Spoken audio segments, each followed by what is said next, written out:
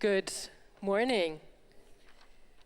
I'm very delighted to be back in this place after having had the chance and opportunity to facilitate last year's November deliberations and discussions of the PES Convention. So thank you very much for inviting me back to facilitate a continuous debate on where social democracy is going in the European context. We will start with the two leaders' panels, leaders' plenaries now, and we want to look at the very challenging issue of what kinds of economy do we actually need, and what are not only content-wise, but also in terms of process strategies to help shape that debate and to actually make a difference in the political sphere. I'm extremely delighted to have a wonderful set of leaders that will be joining me for this round. It will be followed by another round before we move on to the question of what society we need. And let me welcome here with me on stage, first of all, Madame Catherine Trautmann, Member of the European Parliament from France, followed by, voilà, si vous voulez. Followed by Karl-Heinz Lamberts, President of PES in the Committee of the Regions and Minister President of the German-speaking community in Belgium. I would like to warmly welcome José Antonio Seguro, who is the Secretary General of the Socialist Party from Portugal, and following him will be Stefan Löfven, who is the chairman of the Swedish Social Democratic Workers' Party. I'm delighted to have you. If I could then finally ask Mauro Šefčovič, Commissioner for Interinstitutional Relations and Administration. Thank you very much. While everybody is coming forward to the panel, I will have a brief look at my list, and I have a housekeeping information to give to you. And the housekeeping information is that you have, of course, translations. There is channel interpretation. On channel number 1, you will find English. On channel number 2, you will find French. On channel number 3, you will find German. Channel number 4 is Spanish. Channel number 5 is Italian, and channel number 6 are other languages. Right, we are going to be tight, but I'm determined to make this a very fruitful kickoff of the debate. Catherine Trautmann, I would like to start with you. As PS has been working tirelessly really to make a difference in the debate about cuts and growth. And eventually it has been a very strong success, that there is an acknowledgement now that, of course, cutting and austerity cannot be the answer. After the success in the French elections, and with a wider European lens, from your perspective as a member of the European Parliament, where is the debate at the moment? Je pense d'abord, et merci beaucoup pour cette question, que l'élection française et celle qui a porté à la présidence de la République François Hollande a permis d'avoir publiquement et devant les citoyens la possibilité de poser la question du choix. Est-ce que nous devons respecter les règles et réduire la crise de la dette? Oui. Est-ce que nous devons faire payer le seul prix des efforts fiscaux à la population et aux citoyens? Non. Il faut arriver à assainir les marchés financiers, répondre à la fragilité des banques, mais organiser la solidarité. Son élection a permis de poser la question de la renégociation, à la fois comme une ouverture, la renégociation comme instrument de négociation sur tous les points politiques sensibles, l'effort à faire, les coupes à faire, le rôle de la Banque européenne d'investissement, le rôle de la Banque centrale, la possibilité, et c'est ça le point important, d'accrocher un pacte de croissance et d'emploi au traité fiscal, à l'obligation qui a été posée par Angela Merkel et Nicolas Sarkozy. Pas de solidarité sans rigueur budgétaire. François Hollande a répondu, pas de progrès dans le sérieux budgétaire et le redressement de la crise sans solidarité entre les États membres et sans possibilité aussi d'offrir une perspective aux citoyens. C'est la question de l'emploi, c'est la question du pilier social. Nous sommes donc dans cette phase où cette négociation ou renégociation est à la fois un instrument pour avancer et en même temps un processus. Première phase, elle est accomplie au dernier sommet.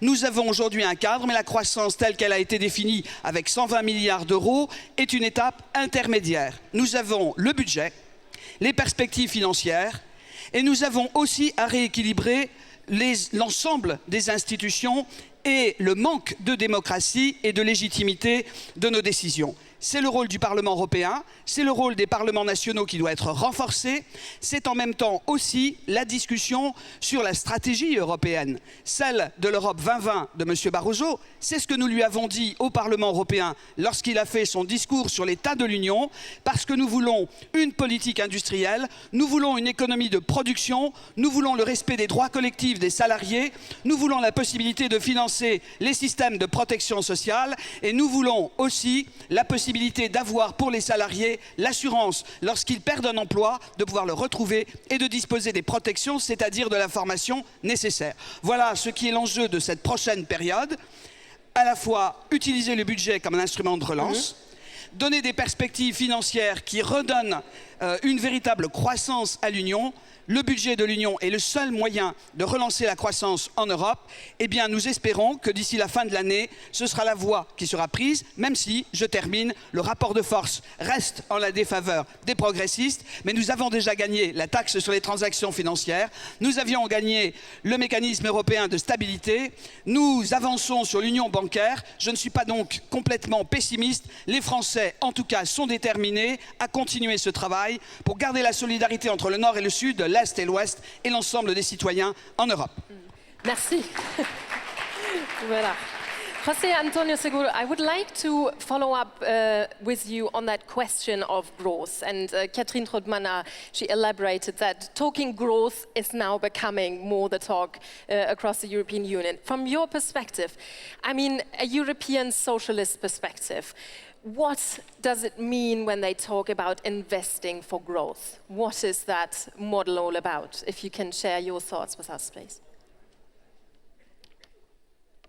Claro, muchas gracias. Buenos días a todas y a todos en este congreso. Yo creo que el confronto entre consolidación de las cuentas públicas y crecimiento económico es un confronto errado.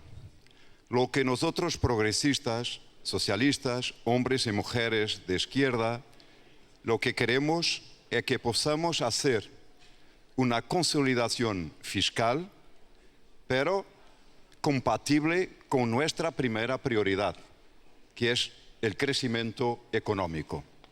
Porque el crecimiento económico es el único que puede generar riqueza, preservar empleos y crear más empleos. Entonces, yo creo que la cuestión que se pone a nosotros, socialistas, es de cómo hacer. En primer lugar, es necesario, en mi opinión, tornar claro que el modelo de crecimiento económico de los últimos años ha terminado. Es insustentable. Lo que nosotros tenemos es que crear un nuevo modelo de crecimiento económico sustentable, asente en economías limpias, en una economía verde, con energías limpias, una base tecnológica importante. Y la primera constatación que tenemos que hacer es que en el inicio de la década pasada, la Europa ha decidido en convertirse en un año la economía más competitiva del mundo. ¿Y qué ha pasado en el final de 10 años?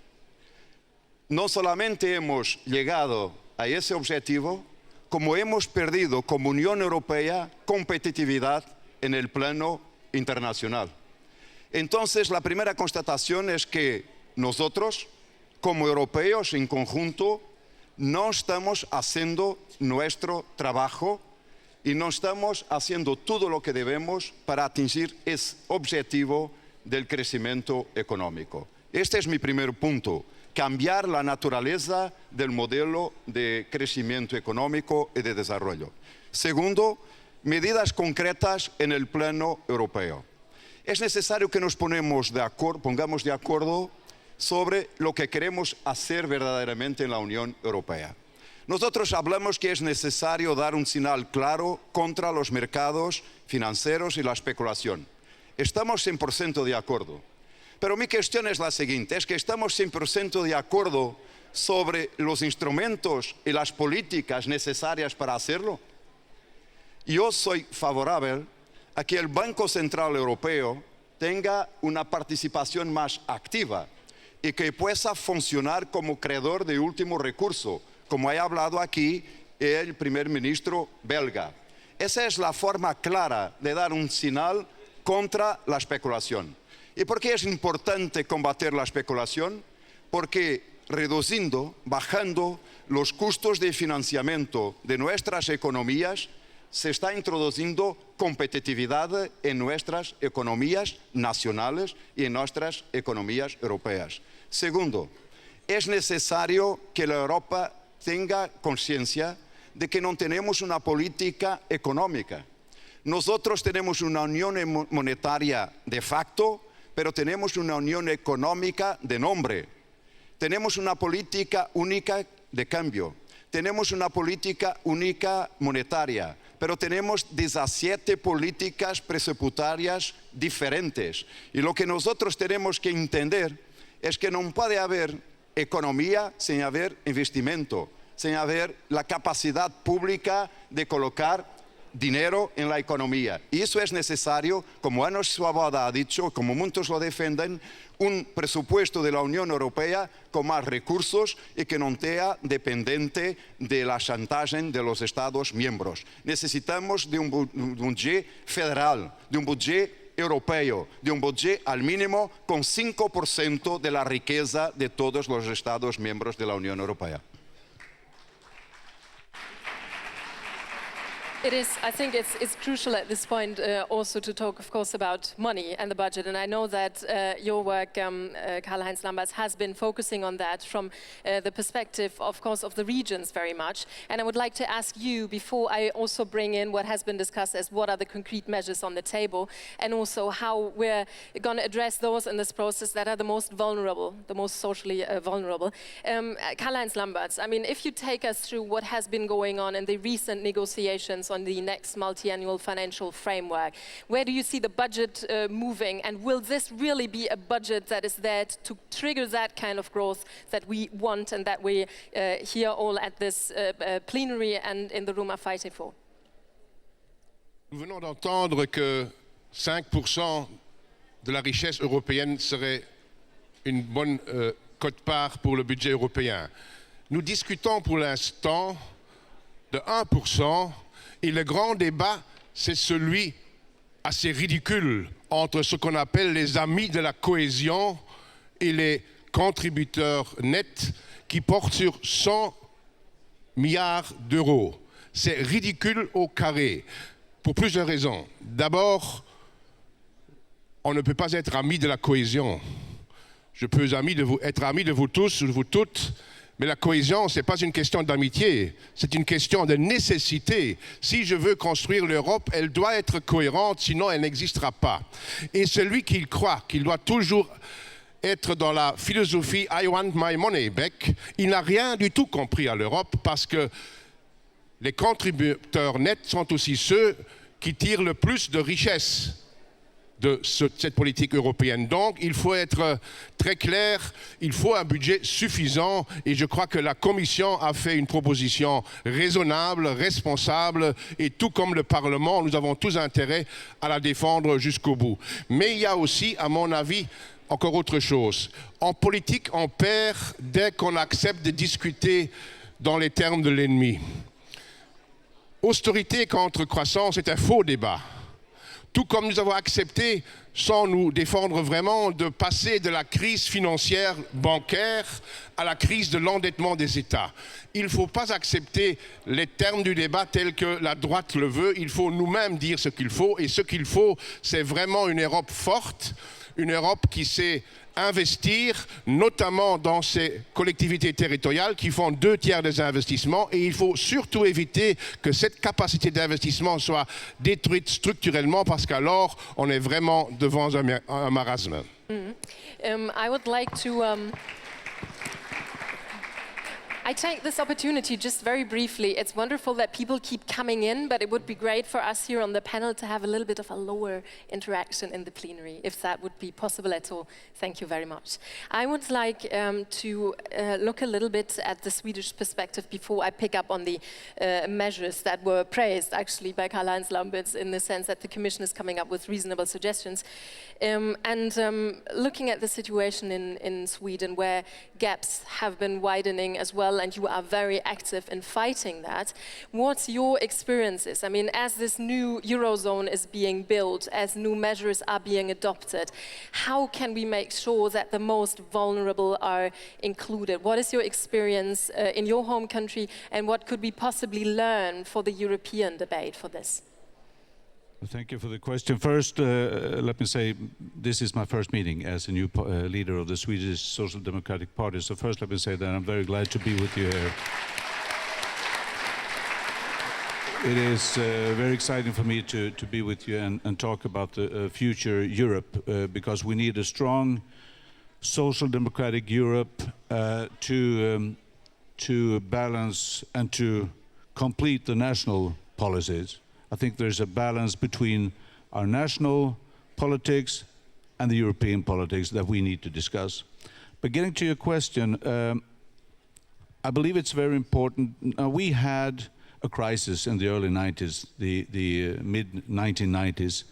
1992, we had 500% interest rate, 500%.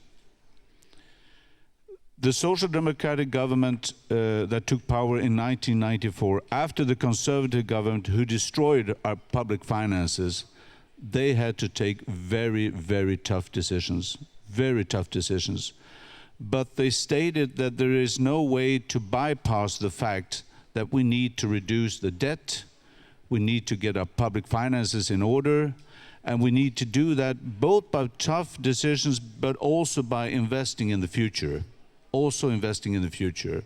But there was no doubt that me, as a trade union leader at the time, that there were decisions taken that I didn't like, but that I saw 10 years after we had to do it. They had to do it because we needed to get back on the track. So I think first we must state that public finances in order, stable public finances, is the ordinary man and woman's best friend, the worker's best friend, because it is the workers, the ordinary men and women, that are depending on the public finances. The rich and the wealthy people, they will always manage. They don't have a problem with that. But ordinary people need strong public finances. So that was a quick move, a decisive move for the Social Democratic Party in the mid-1990s. But, as I said, there was both austerity and also investment in the future. For example, knowledge and education. So they, at the same time as they reduced the welfare system, they also invested in knowledge. How do we build for the future? And knowledge was very critical. And as you know, I don't have to say that in this room, that knowledge is crucial for the future. So that was what was done. The second thing is you have to create employment. You have to go for more employment. And as everybody has said this morning, this youth unemployment is devastating. It's a ticking bomb. We need to do something about it.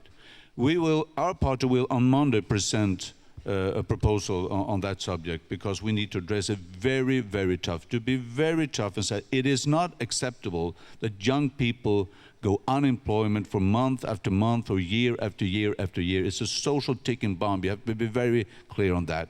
So what we do is you go for growth.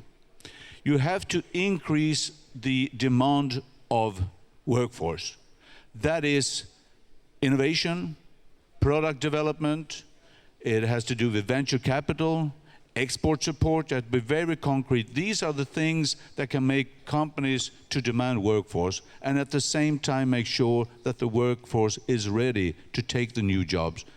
Good education from the start in the school, but also training as an adult on your job or on your way to a new job. So it's very concrete measures to make sure that, because at the end of the day, that's the only thing that can give us a chance of a fair distribution. We create the wealth and then we distribute it so also the most poor people can benefit. If I can push you a little bit on this one, because in the round table yesterday on the economy, I hear it was of course discussed that while it worked to frame the debate differently in the Swedish context, as you point out, there is a lot of popular discontent amongst Europe, and we see that in many of our member states, where people feel an urgency. They're out, they don't have a job, they don't want to wait for measures that take time to kick in. So what would be a recommendation to those that are really in need now, and that actually might think, well, Europe is really not part of the solution here, but it's actually part of the problem because we don't get the growth that we want. We are just hearing cuts, cuts, cuts.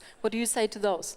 Well, it's a matter of how you use your the resources that you actually do have. I mean, we have a conservative government in Sweden. They don't give a damn about the poor people. They don't give a damn about fair distribution. But if we had been in power, we can show the people with our budget, of course also the people who need the welfare most, they would get more. But it also has to do with the fact that we do have resources. So if our resources decreases, we will also be in big problem. But it has to do with how you distribute. It has to do with education to make people ready for your working age. It has to do with social benefits, of course, unemployment benefits, sick leave benefits. But it's crucial to have the public finances in order, make sure you create demand for workforce, make sure that the workforce is ready to take the jobs. I mean, we already heard that, of course, the European means in terms of budget are limited in that regard, but the European Union has other ways of bringing things about. And I would like to ask Commissioner Šefčovič on the question of what is in the recent proposals regarding a banking union, because I think it will be on the hearts and minds of many to really find ways of limiting the destructive impact that banks can have. What can you report from the recent work here? Thank you very much, Almud. And if you allow me just one word on multi-annual financial framework, because I think that this is extremely important topic for all of us. This is next 7 years budget. It will have very defining importance for how the EU will look in 2020. And I'm sure that it's in interest of all of us that we want the EU in 2020 would look like a global player, like a global actor, and not like the European Union in 1990. Because this is sometimes what I fear when I, as a Vice President of the Commission, represent and defend the 7 years budget in the discussion with Europe and foreign ministers in the General Affairs Council. And I just would like really to ask our friends and comrades to spread the message that actually this EU budget is one of the best investment tools we have. It's an instrument for solidarity. It's tied to the long-term priorities. It's one of the best managed budgets in the world.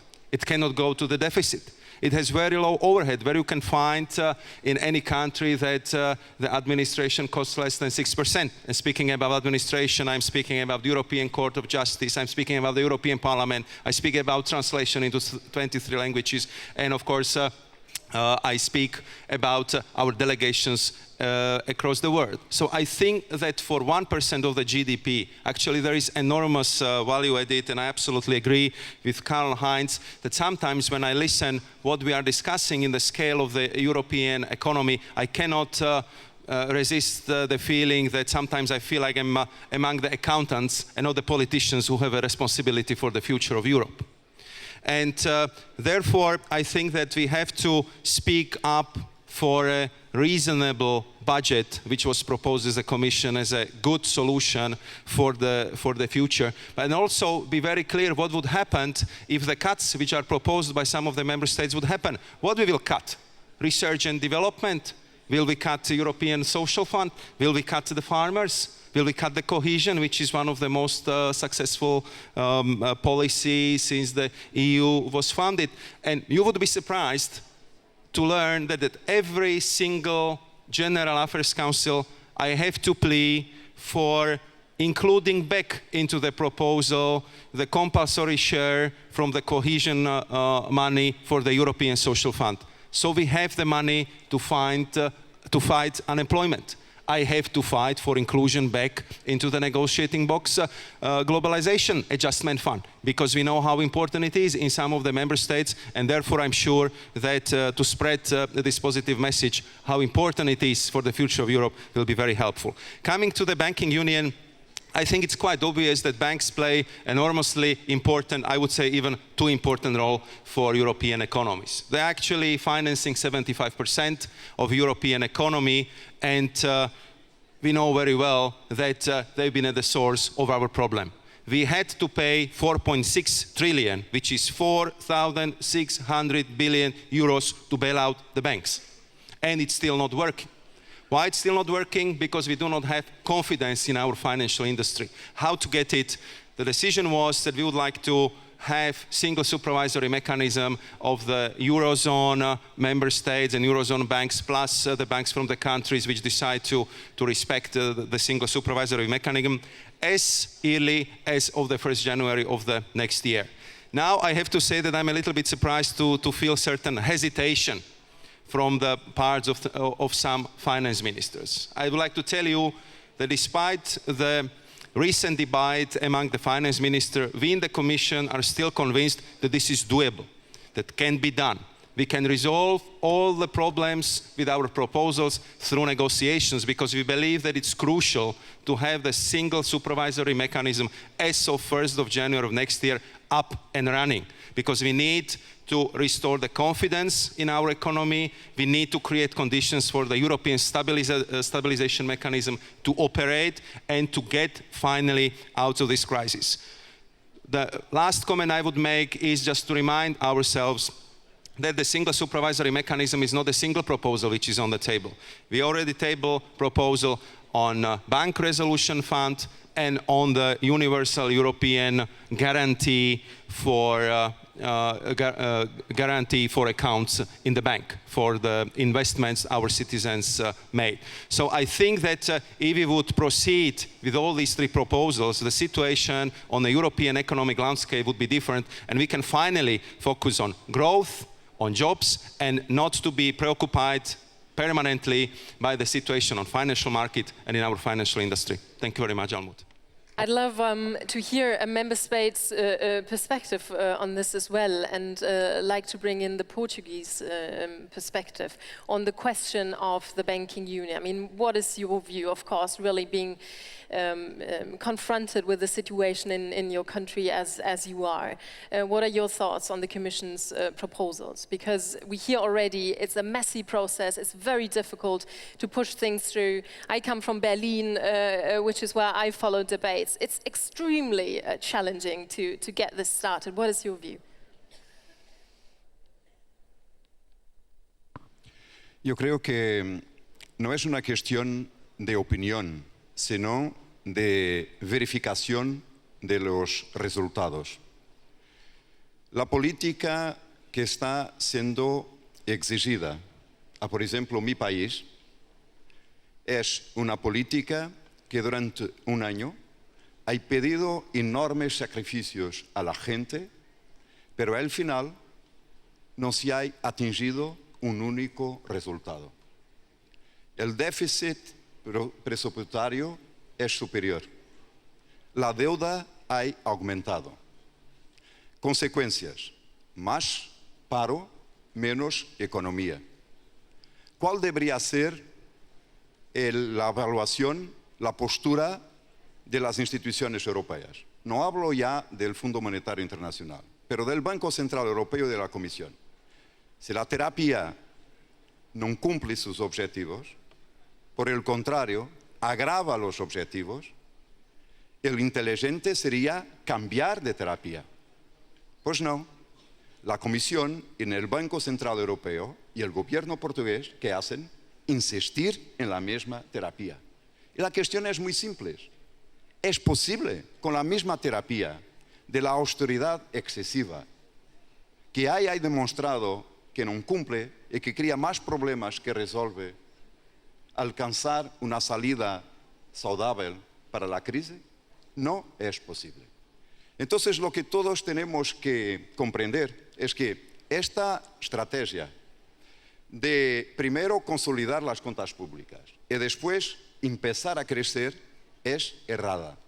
Lo que tenemos que hacer es una estrategia de consolidación de cuentas públicas, haciendo también que haya ingresos. Y para haber ingresos, tiene que haber economía, tiene que haber gente que pueda investir. Y ese es el problema, es que la receta actual en Europa es una receta errada de una austeridad excesiva que está matando poco a poco las economías.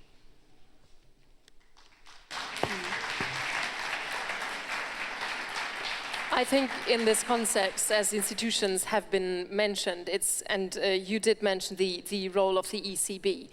I mean, I personally am in two minds about it, and I would like to ask Catherine Trautmann, looking at the more active role of the ECB recently as a Democrat and a member of Parliament, does that not concern you, or do you have struggled sleeping at night when you see that such an institution has actually been, one might say, at one or the other stage, the only actor playing a role here? What do you think? Because in the draft resolution of the Congress, of course, democracy is mentioned as one of the core pillars, values of PES and the European social socialist family. So what is your view on this?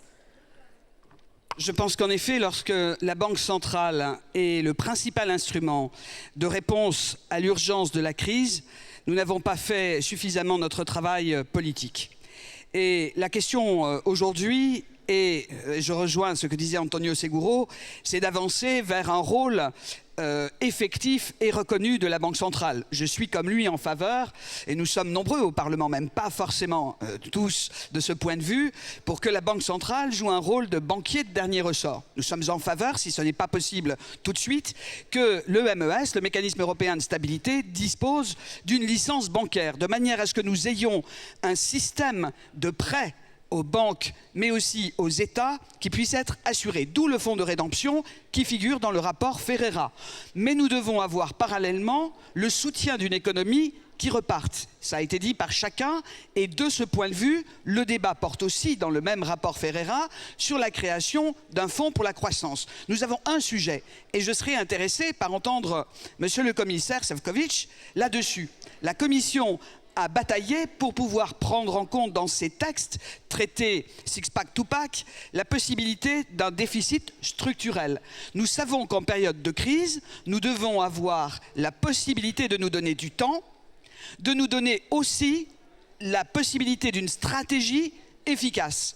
Si on impose une cure d'austérité sans regarder les effets, on risque l'échec. Si on peut prendre le temps, réfléchir à ce déficit structurel et se donner des mesures contracycliques, alors là, on répond à la crise. Et c'est ça qu'attendent les États-Unis, c'est ça qu'attendent les Chinois, c'est ça qu'attendent, au fond, tous les pays qui comptent aussi sur une bonne santé européenne. Je pense à l'Amérique du Sud et au Brésil, par exemple, qui veulent commercer avec nous et qui veulent que nous reprenions des forces. Donc le Parlement européen, lui, il est aujourd'hui sur les instruments de stabilisation, mais aussi sur les instruments de réinvestissement. D'où l'idée, défendue par certains, je pense, et je veux rendre hommage à Mario Monti, que l'on puisse exclure du calcul du déficit certains investissements publics qui sont nécessaires au maintien de l'équilibre d'un pays. Voilà pourquoi je pense que ce débat n'est pas clos, mais qu'il faut le poser au moment du budget, car je soutiens la position de la Commission. Sans ce qu'elle a proposé au minimum, nous ne pouvons pas tenir,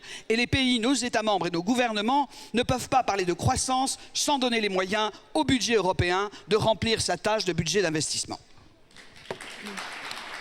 I'd like to really go a little bit more into the question on the role of markets versus politics, and this has been really one of the core questions. We've seen a disproportionate amount of power that markets had for pretty much through the crisis. And I'd like to hear from Stefan Löwen. I mean, where are we at this point in time? Have we managed to push back this a little bit, or how can this be done? Because I'm sure this will be on people's minds. How can politics be the decisive arena of how we want to live together and not the markets? First, we must state that the market can be a good servant, but never the master.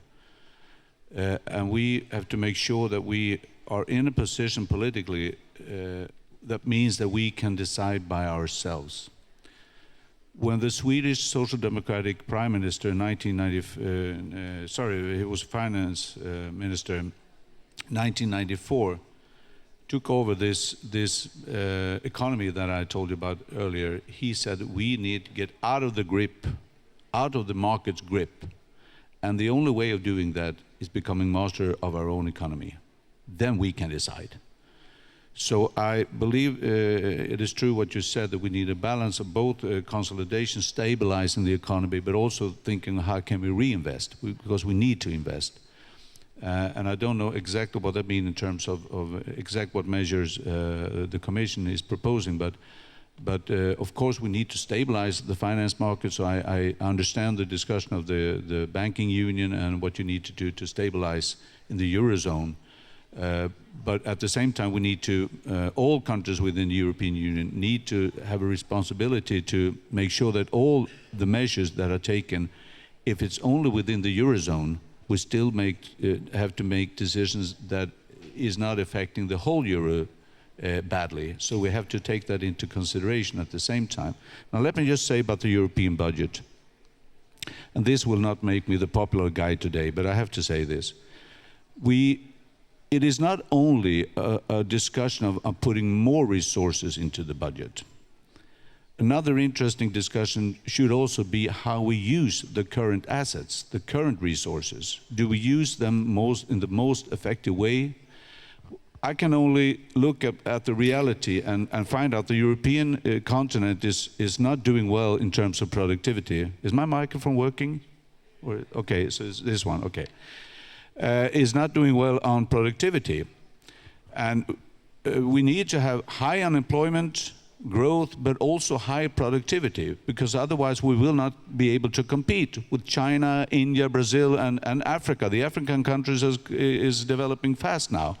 So we need productivity as well. And I think that some of the resources that we do have could be reallocated from some areas into innovation, transportation sector, education, training, and things like that do really make a difference.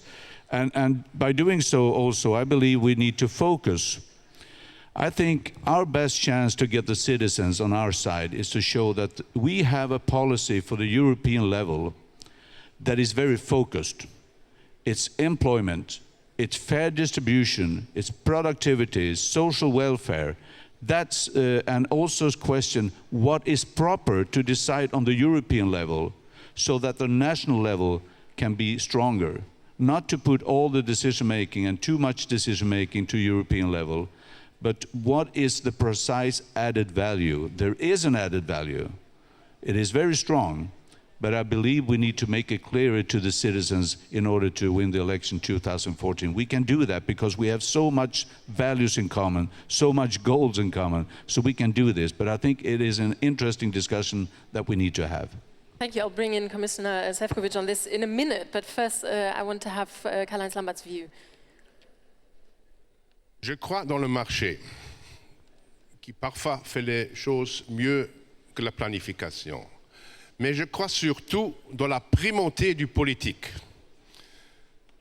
Nous ne pouvons pas laisser jouer les marchés comme ils veulent. Et si le politique ne récupère pas la primauté, nous allons perdre. Merkel a dit un jour qu'il faut rendre la démocratie conforme au marché. Non, il faut exactement faire le contraire. Il faut rendre les marchés conformes à la démocratie.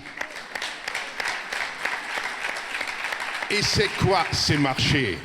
Ce n'est pas aujourd'hui l'entreprise petite et moyenne qui essaye d'être innovatrice et qui fait des bons produits et des bons services. Les marchés, c'est notamment et surtout ces robots dont a parlé tantôt le Premier ministre belge. Des robots avec des programmes plus ou moins intelligents qui font des spéculations. Le marché, ce sont aussi ces agences de cotation qui n'ont pas venir la crise à l'époque en 2007 et 2008 avec les subprimes. Les marchés sont aussi ces énormes fonds qui sont gérés par des gens qui gagnent de l'argent au-delà du raisonnable en maximisant les profits à court terme et en encaissant des bonus. Ça, ce n'est pas ça qui peut dominer notre action politique. C'est la démocratie, c'est se battre pour que les gens puissent vivre convenablement avec du travail, avec de l'éducation, avec un logement convenable et préserver notre système social européen où on est garanti contre le risque du chômage, de la maladie et de la vieillesse. Et c'est pour ça qu'il faut se battre et nous pourrons le faire qu'en Europe, ensemble, mais avec une Europe qui fonctionne très différemment de celle que nous connaissons aujourd'hui. Maros Sefcovic, just one final thought from you. I mean, what do you say to those that will make the point very often, well, the Commission is just this technocratic body, not really knowing much about politics, detached from the people. If you hear the discussion about democratic legitimacy and accountability, as a commissioner who's trying to shape things in a very decisive position in the Commission, what are your thoughts? I think that I am, as you know, also responsible for the relations with the European Parliament and with the national parliament, so I have this discussion quite often. And one thing I'm absolutely convinced is that the more Europe, deepening of the European Union is absolute imperative. If we want to preserve the European way of life, we have to remain global actor also in the future. We are doing so far, despite of all the crises, very well. We are the biggest economy with our 13 billion of euros of the GDP, which is by more than 1 trillion, by more than 1 trillion more than the United States, which is by, I would say, 1/3 more than all Brazil, Russia, China, all the BRICS countries together. We are biggest investor. We are biggest provider of the official aid, and from every other aspect, we are doing very well.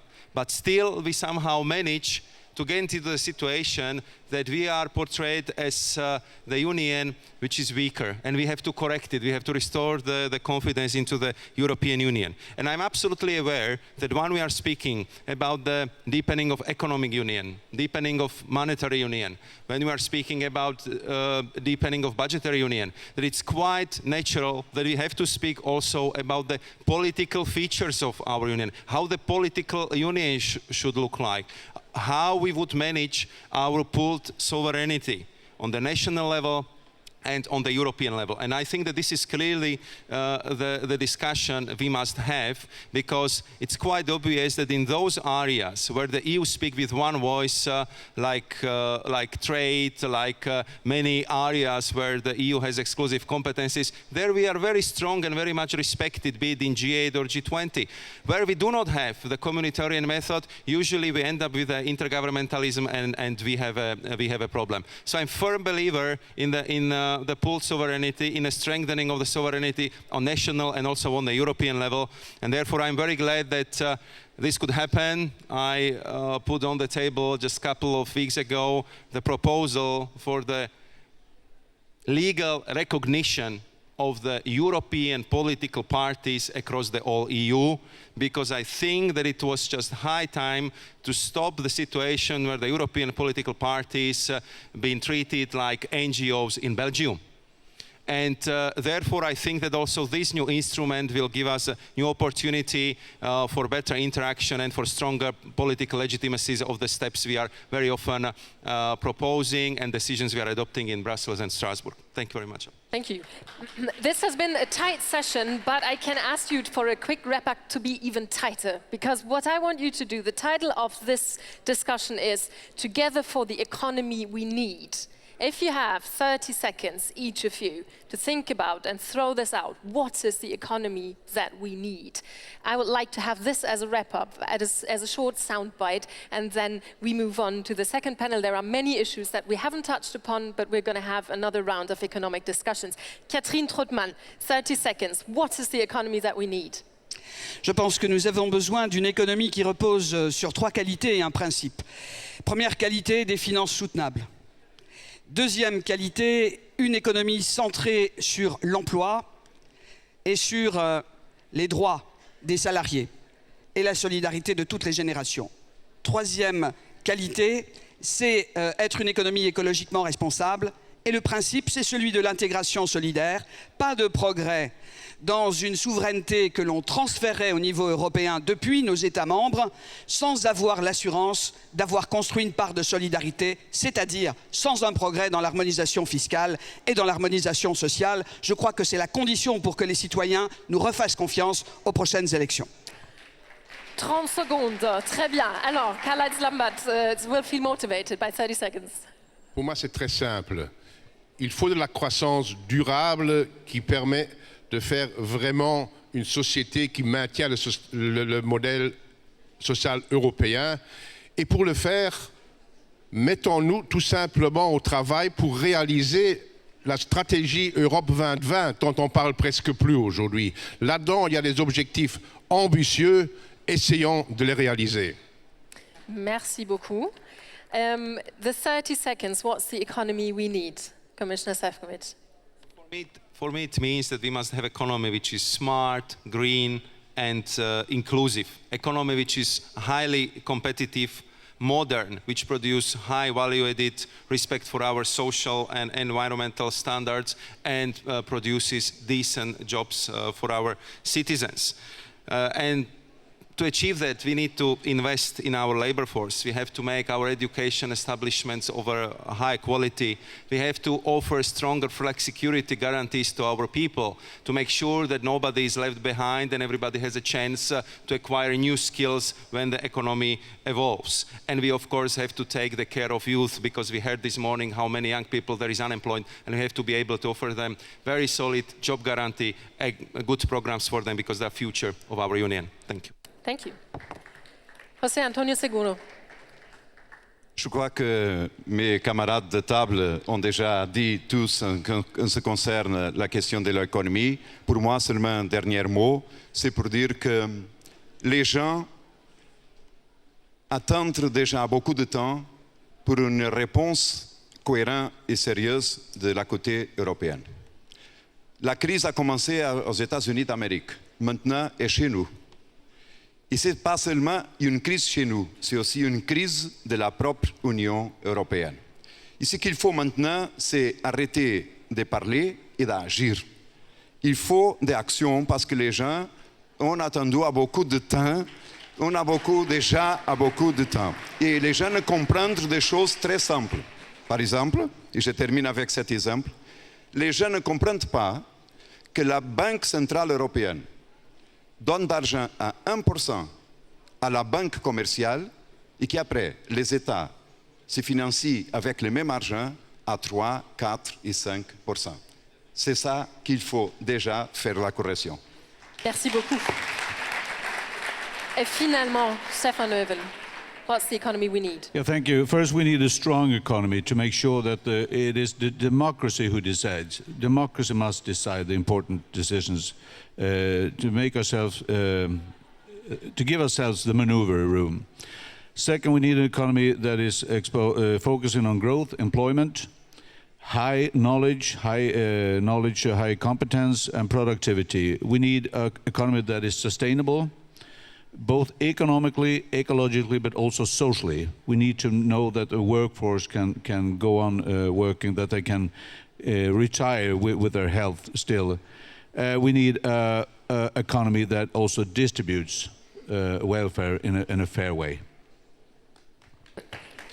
Madam, gentlemen, thank you very much for a very good session, a very tight panel. Thank you very much. I would like to suggest that we move straight on to the next leaders panel as you are making way down to the plenary again. Thank you very much. We have translation devices here in the meantime, and I'm very delighted that we have the chance to continue the conversation on what is the economy that we need. And I'd like to invite to the stage our rounds of leaders, and I would like to welcome Victor Ponta, the Prime Minister of Romania.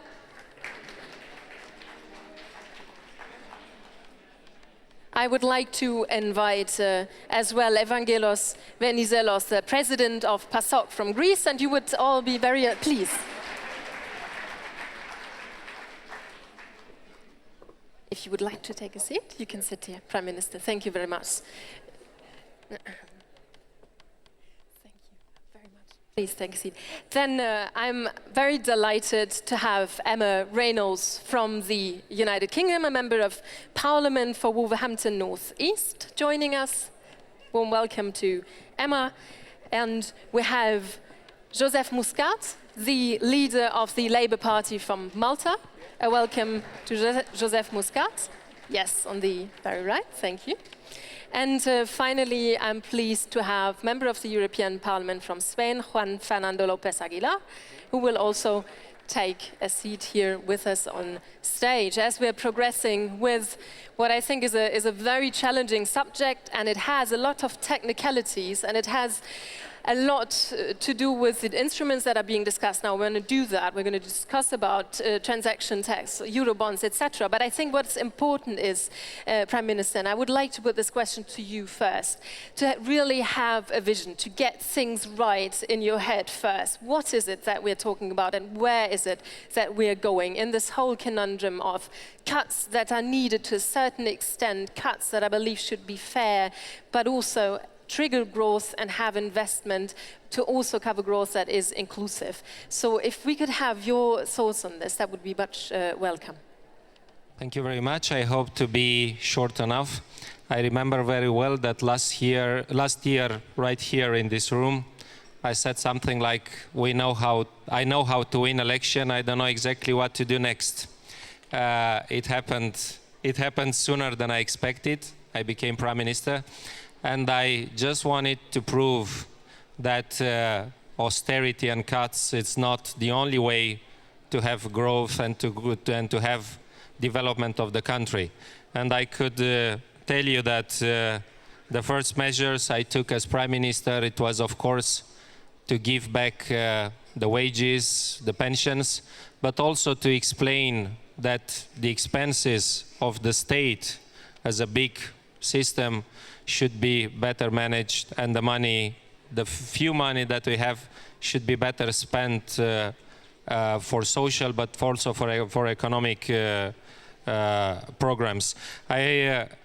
Last evening we had a very interesting discussion during the leaders' dinner, and the Austrian Chancellor, Mr. Faymann, said the problem is with us is that in the opposition people say, you are right in what you say, but we don't believe you can really do it, and you are able to keep your promises. So my idea would be to have a common economic vision and to try to present the successful examples of an alternative of what it is the conservatives now vision, that only cut and austerity is going to save Europe. It has been proved that it's not saving Europe, it's not saving Greece, it's not saving Spain, it's rather make the situation worse.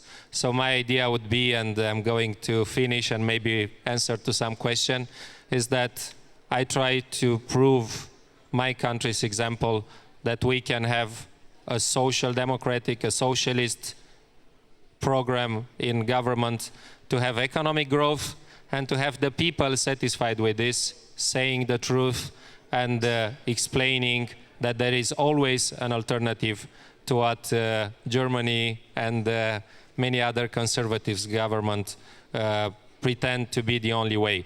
If we are able to prove the people that there is another way and that this is a reasonable one and an acceptable one, I think that next year we will be here much more Prime Minister than right now. Thank you very much. Thank you, Prime Minister. I would like to, as you mentioned Greece, and we know that really this is such a difficult situation for somebody who has fought and continues to fight to get a perspective for the people in Greece. If you look at the debate that has changed, thankfully, towards more growth, how far do you think, looking at your country, have things really got? Do you feel the support? Do you feel that there is a change of views within your partner countries in the European Union? As you understand, the situation in Greece is always very difficult and very fragile because we have the obligation to implement an adjustment program simultaneously with a cumulative recession the last 5 years of a total amount of 24%. The situation in Greece is not like the negative and unfair stereotype about a country without the capacity and the national willingness to implement a consolidated adjustment program, but totally different because we have an impressive fiscal adjustment the last 3 years, the last 2.5 years. In terms of primary surplus, we have a fiscal adjustment of 12% of GDP, simultaneously with the recession of 24 points of our GDP. We have an unacceptable unemployment of around 24% of GDP, and for young people, more than 55% of our population. Greece, during the last 3 years, is a kind of historical, political and social laboratory for the implementation of an austerity policy without perspective, because we need a totally different approach. We need, according to the wording of the last European Council, according to the wording of the last decision of the leaders of the European Socialist Party, a growth-friendly fiscal consolidation. This is the critical point, the necessary combination and balance between fiscal consolidation and also social cohesion, democratic legitimacy, and also a new narrative, a new European and national narrative with a kind of dream about prosperity and also about the re-establishment of a kind of national and pan-European hope. The main problem now in Greece is to persuade the civil society about the need to implement this program, and we are ready now, this week, this period, to take very difficult decisions once again. We are ready to take decisions about the last, we hope, package of cuts in revenues and expenditures in order to achieve the target of fiscal consolidation. But on the other hand, we need another kind of political support and assistance, not according to the neoliberal approach of IMF, but according to a real and genuine European approach about society, about prosperity, about historical perspective of our society. Very briefly, this is the situation. Thank you very much. I would like to bring in at this point Juan Fernando Lopez, as somebody who is working in the European context, as a member of the European Parliament, and we were actually sitting here last year and discussing in the framework of the PES convention similar questions. You know, what can a social vision be, especially for those that are socially vulnerable, that are young people, we discussed last year, but not only young people. If you look at, compared to last November when we sat and discussed, where are things now with regard to the vision that Evangelos Venizelos is describing, the European vision to really get to a better future? Gracias. Hola a todas y todos. Voy a hablar en español para honrar esta lengua, como ha hecho el compañero portugués Antonio Seguro, pero también para señalar y subrayar a España como un ejemplo extremo del fracaso de la economía que no necesitamos, the economy we do not need, y por tanto como un ejemplo de cómo es urgente, cuánto es urgente que los socialdemócratas y los socialistas seamos capaces de liderar cambio en Europa. Me preguntas por la identidad de los socialdemócratas a la hora de ofrecer una respuesta diferente con respecto a esta política que padecemos. Y es muy fácil recordar que nuestra razón de ser tiene que ver con la igualdad. En un mundo espantosamente injusto, en un mundo donde hay cada vez más falta de oportunidades para cada vez más gente, es más imperiosa que nunca la justicia social y, por tanto, la apelación a la igualdad que siempre hemos liderado los socialistas. En segundo lugar, el cambio. No nos gusta la situación como está ni queremos conservarla, no somos conservadores. Es imprescindible liderar reformas, pero esas reformas tienen que ver con nuestra tercera seña de identidad, la democracia. No pueden ser impuestas, independientemente del daño social que puedan causar, insensibles al destrozo que están generando, porque eso no será socialmente aceptado y, por tanto, no hay ninguna manera de que los socialistas podamos acomodarnos a una política impuesta que está haciendo tantísimo daño social. Por eso, la respuesta tiene que ser, sí, consolidación fiscal, pero para empezar, una respuesta radicalmente alternativa a esta austeridad recesiva y destructiva, nada creativa, que estamos padeciendo. Por tanto, en primer punto, un marco temporal que no imponga condiciones imposibles de cumplir, que es el que se nos ha impuesto con la reducción fiscal en 3 años, en unas condiciones que han asfixiado la economía y que no ha hecho otra cosa que empeorar la salud del paciente. Y en segundo lugar, que estén socialmente legitimadas, y por ello tenemos que levantar la voz ante esa literatura de las conclusiones del Consejo que hemos padecido durante 25 consejos sucesivos, todos ellos autodenominados extraordinarios, que no solamente no nos han sacado de la crisis, sino que han empeorado la situación de millones en toda Europa. No solamente aquellos que han perdido su empleo, sino los que han visto empobrecidas sus condiciones de vida. Esas conclusiones del Consejo hablan de economía, hablan de crecimiento, hablan incluso de generación de empleo, pero los resultados están a la vista. No es que lo diga yo, no es que lo digan ya tantísimos economistas, es que sencillamente no está funcionando. Y por eso es imprescindible cambiarla.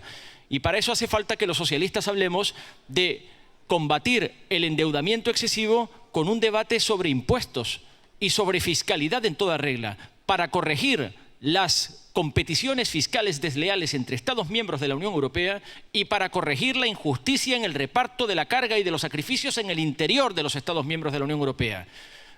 La renta del trabajo está sobrefiscalizada, saturada, y sin embargo las rentas del capital y las ganancias de la riqueza no han hecho otra cosa que morirse de risa desde que arrancó esta crisis. Y por tanto es imprescindible que hablemos de fiscalidad entre nosotros y con un mismo lenguaje, porque de otro modo no vamos a ser capaces de preservar nuestra identidad ante una situación, con esto termino, que está amenazando, y España es un ejemplo, con ser insurreccional. Millones están bramando en la calle su angustia, su rabia, su protesta, y no podemos conseguir que la política sea creíble si se les está imponiendo sin ni siquiera escucharles ni consultarles. Es imprescindible para cambiar esa situación insurreccional que los socialistas seamos capaces de liderar un cambio de política hablando de reparto de la carga y renunciando a crecer con el modelo indio, con el modelo chino. Eso no va a suceder, no creceremos nunca en el siglo XXI al 7%, pero sí a ser una sociedad vivible, repartiendo equitativamente los sacrificios y consiguiendo, por tanto, que la economía resulte sostenible.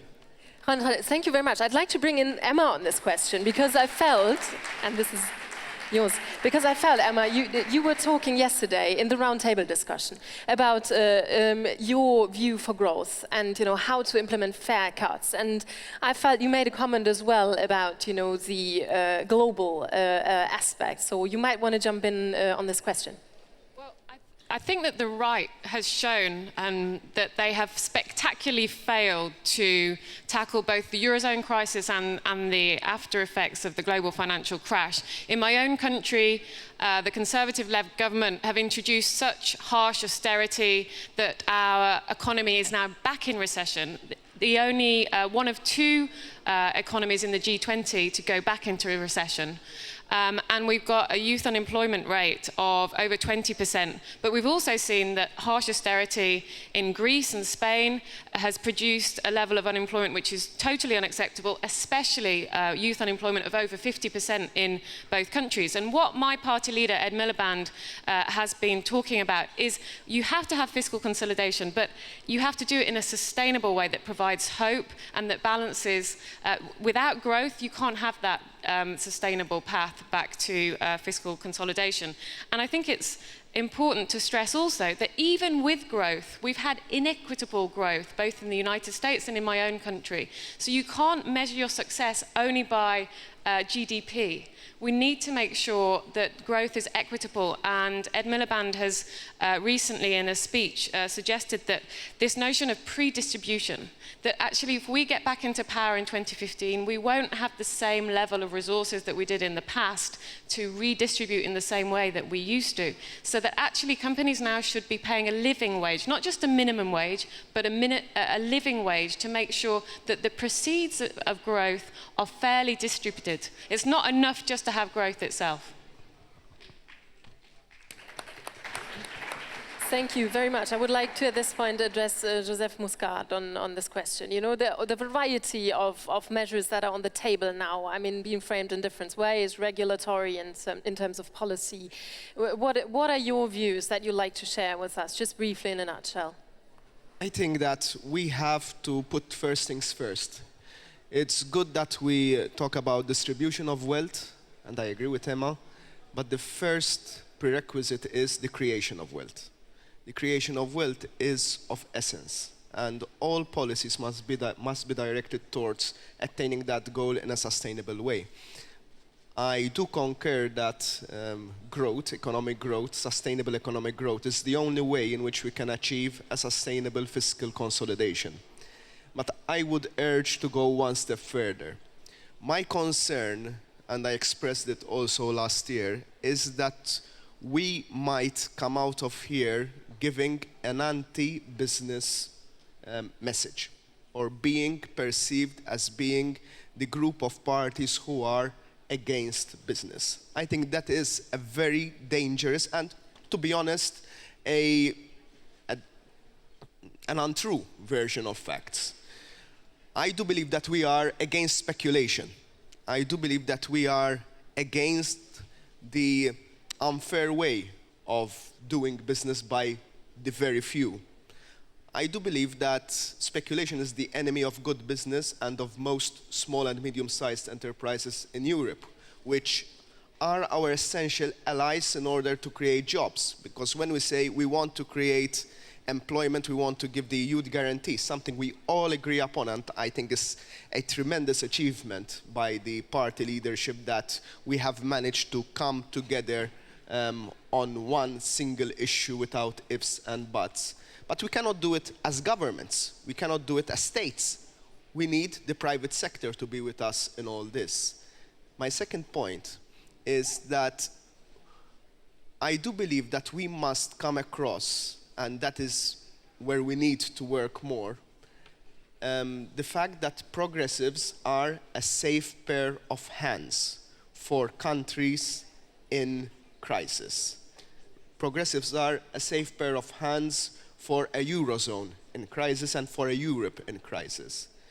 We don't want to, I believe we should not allow others to paint us as a caricature of people who will go off on wild experiments in ways of trying to solve all this with totally untested theories. But rather, we're saying, guys, we know there is a problem. We have an alternative view on how to solve that problem, but we are a safe pair of hands. We can give you the certainty. We're not experimenting with your jobs. We're not experimenting with your livelihood. We're actually aiming at giving you a better quality of life through a different path. Well, I think it's a challenge for many here in the room, of course, the question that is also addressed in the draft resolution. And that is how to balance social rights with economic freedoms. And of course, many of the instruments that are now on the table have to do just with that. And I would like to come back to one of them, and that is the financial transaction tax. Knowing that PS has been the main driving force behind the introduction, it's now part of the European agenda, of course not been implemented yet. Evangelos Venizelos, we see this still as a topical response to the crisis. As you know, our position from the very beginning is absolutely positive for the idea to introduce the tax on financial transactions. And this is a kind of new doctrine for our party, our European Socialist Party.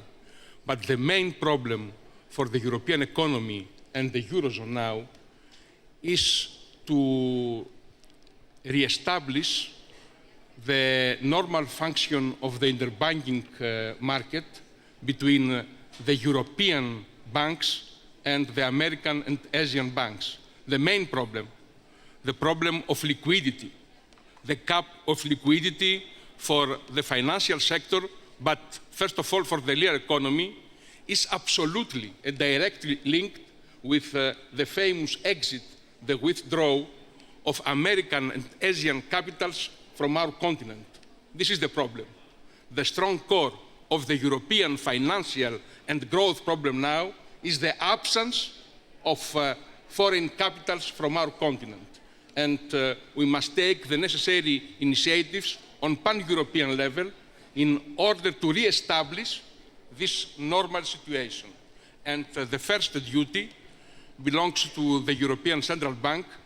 The last decision announced by President Draghi is without doubt very important, but we need much more. It's absolutely important and vital for the European Union and more specifically for the Eurozone to introduce new institutions in order to achieve this existential target.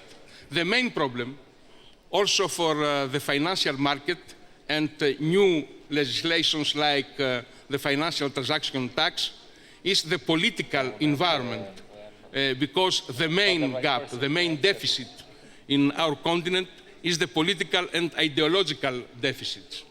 The ideas rule the world, and because of that we need an open, generous, political and doctrinal discussion about the necessary political institutions in order to achieve a minimum level of rules for the so-called global economic governance. Without a new frame on global economic governance, it's not sufficient to talk here in Europe about the financial transaction tax as a regional initiative. We need much more. The more I listen, the more challenging things get. But I'm sure we will have views on another question related to the that have been recently tabled. A lot of discussion that has been going on with regard to Eurobonds. And the European Central Bank, and we discussed the role of the bank in the previous leaders' panel as well, has decided to purchase bond on the secondary market, has become more active. Do you see this, Juan Fernando, as an alternative to Eurobonds? Is it useful to continue the discussion on Eurobonds, or what do you believe? I mean, what's your advice?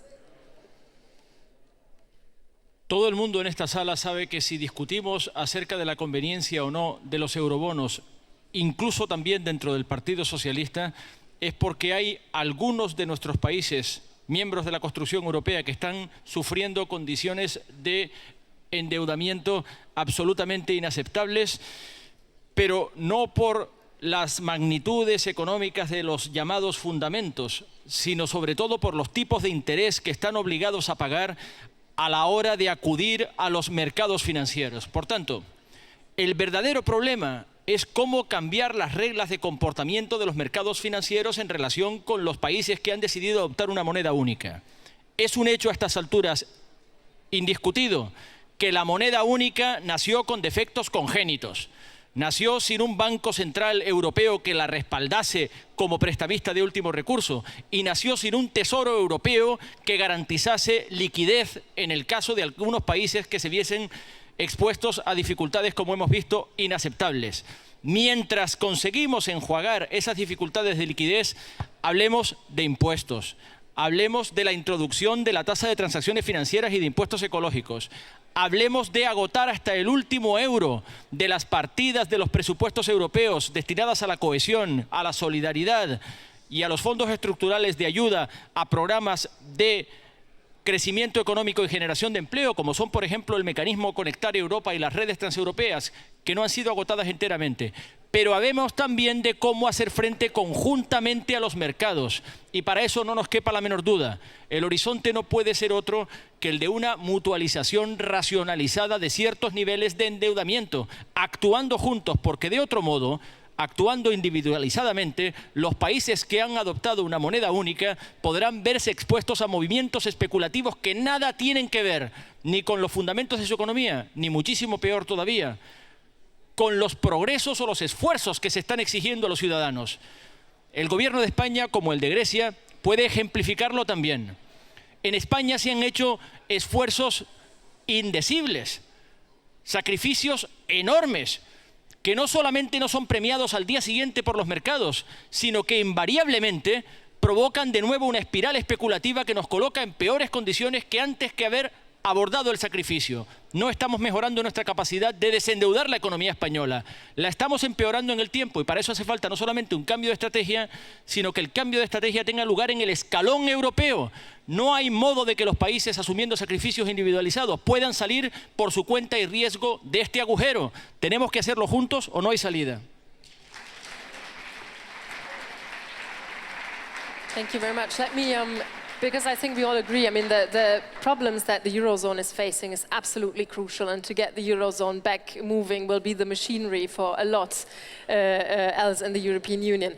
Asking Prime Minister Ponta the outsider's view on this question, I mean, there must be real difficulties in motivating also voters in your country believing into this Eurozone becoming a success again. How do you deal with the questions and the doubts as a country that became a member of the European Union with a lot of hopes, with a lot of energy, with a lot of will to kind of pursue things? What do you say to those that now have the doubts? So, it's a good question speaking about the Eurozone with me or with someone from the United Kingdom, because I have to be very honest. There were days when we were happy not being in the Eurozone, as long as the decisions in the Eurogroup are taken based mainly by the force of the countries, but it doesn't change the principle that as soon as possible and in the best shape possible, we would like to join the Eurozone.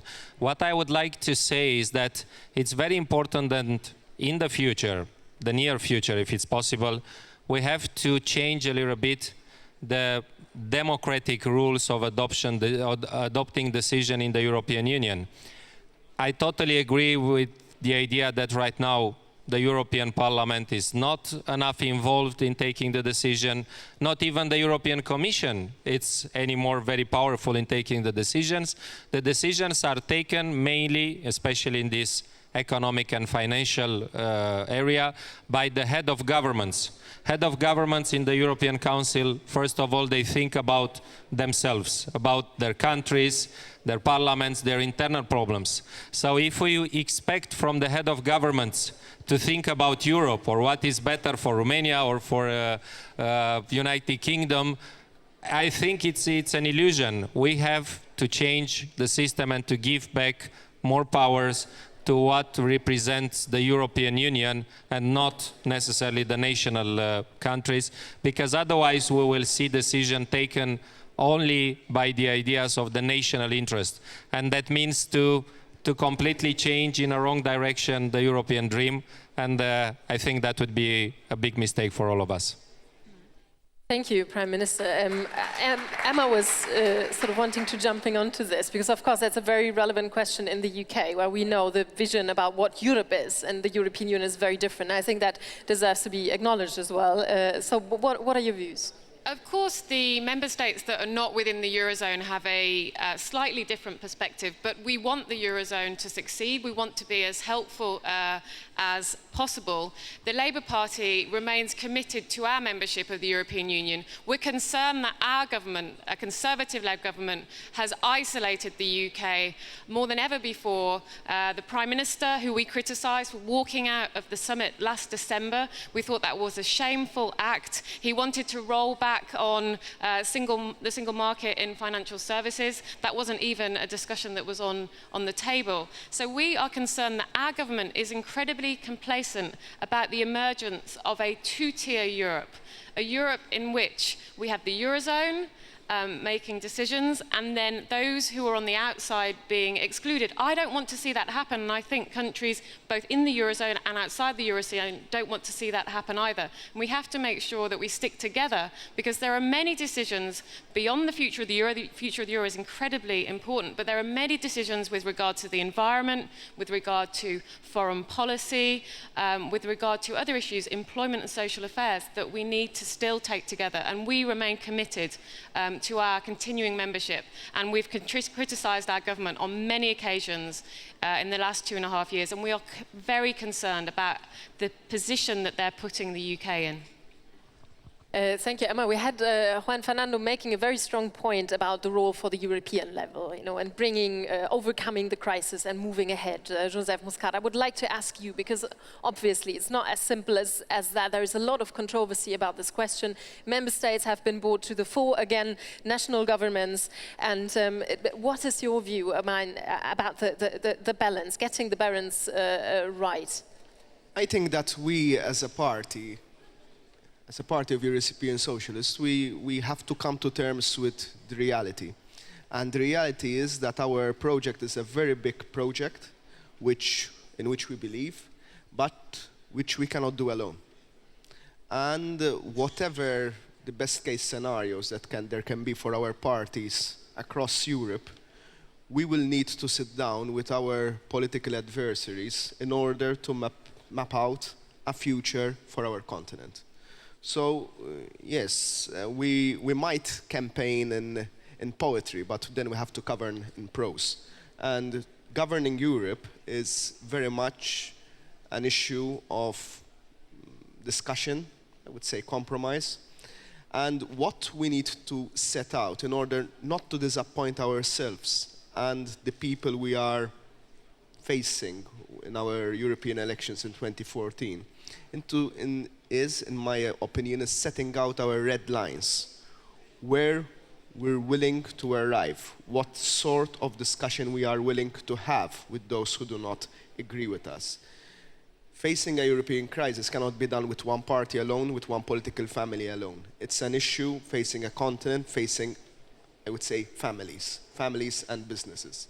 And I do believe that there is the need, and there will be the realization to face these realities, to see how to face populism, how to make sure that in all countries, none of our parties gives in to any populist surge on helping other countries, because it's in our own interest. It's not only solidarity, I think it's in our own interest as a country, as Europe as a whole.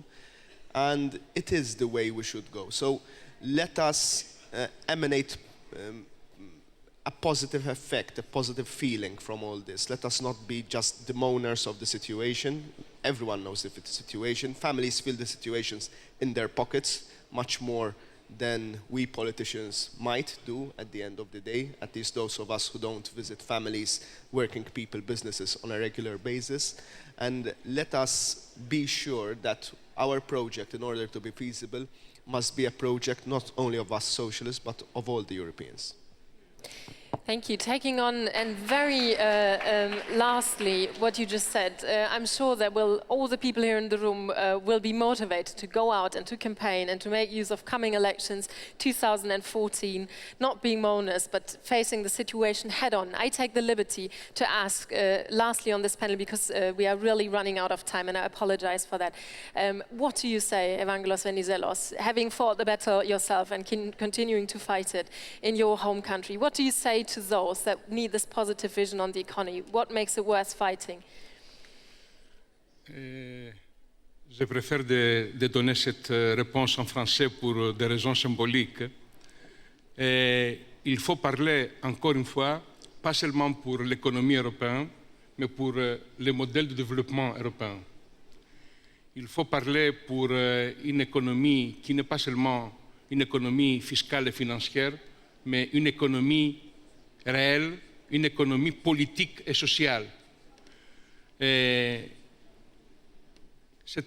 une question profondément idéologique, une question de mentalité, premièrement pour nous, les socialistes européens, de penser d'une façon différente, parce qu'il y a une pensée dominante et directrice en Europe qui est une pensée conservatrice, une pensée néolibérale, et c'est une défaite pour nous socialistes d'être absolument prisonniers dans ce paradigme épistémologique, si je peux utiliser le terme.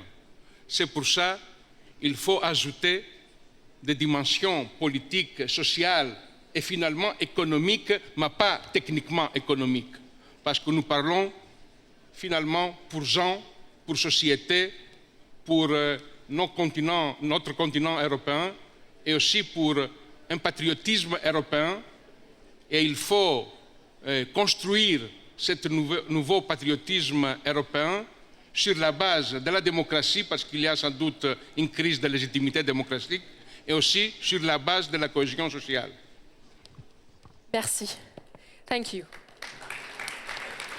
I think this was a very good final point that you made and appeal on our leaders panel. I would like to thank Prime Minister, Madam, gentlemen, very much for participating in this round. We shall reconvene in the afternoon with the leaders panel discussing what a new society should look like in the future. Thank you very much again. Merci.